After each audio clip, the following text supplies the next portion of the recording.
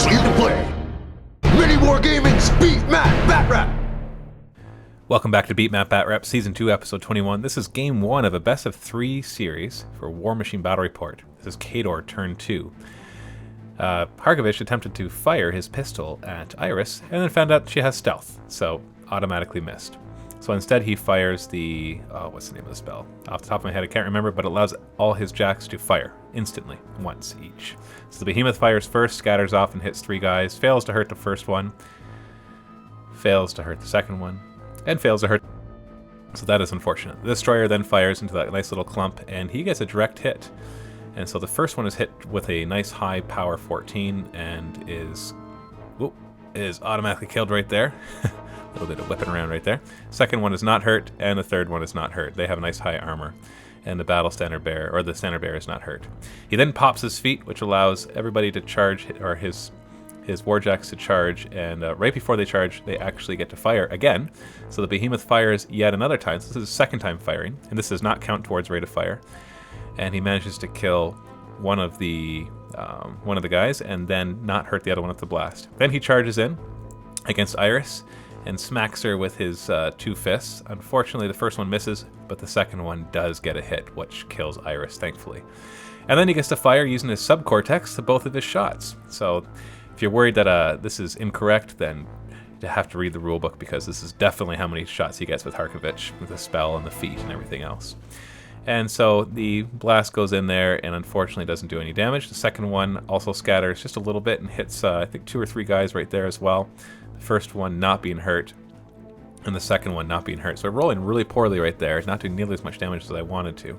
The destroyer moved up as well. They get plus 2 inches of movement because of the sentinel that he has on. And the destroyer fires and smacks straight into one of the guys and kills him, which is nice. The Iron Fang pikemen then charge into the mage hunters on the side, as well as the character mage hunter, which is Narn, mage hunter of Ios.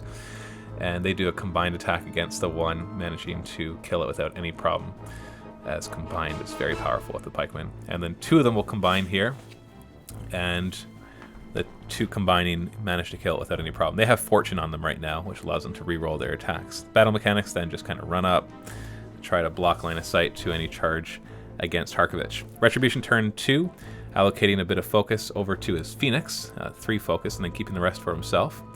And then they get a Vengeance move in the maintenance phase. They have Vengeance, which means if any of their guys die, they all get to move 3 inches and make 1 attack if there's something in range. So 2 of them get in range of the behemoth. First one manages a solid hit, 5 points of damage to the 6th column, which is a very solid hit against the warjack like the behemoth, who has an armor of 21. Second one fails to do any damage.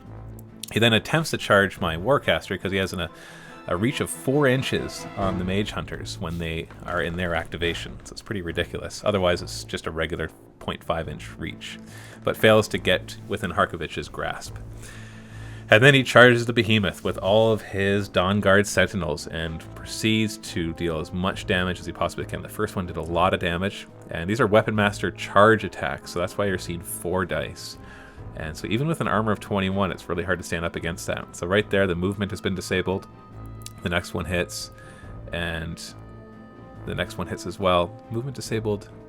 Don't think it's automatic, it's melee. We might have done that wrong, but it doesn't really matter because you can see the Behemoth is getting hurt all the way down here.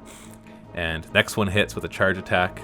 Does hit, no problem. Actually, that's a non-charge attack, but fails to do any damage. The next one gets a charge attack. He gets a solid amount of damage. And you can see that the Behemoth is getting whittled down quite poorly, or quite horribly. Down to 1 box of damage left. He's still alive, though, so failed to kill the Behemoth right there with the Dawn Guard. Attacks the Destroyer, managing to just nick a few little bits of hit points off of it, but it's still in good range.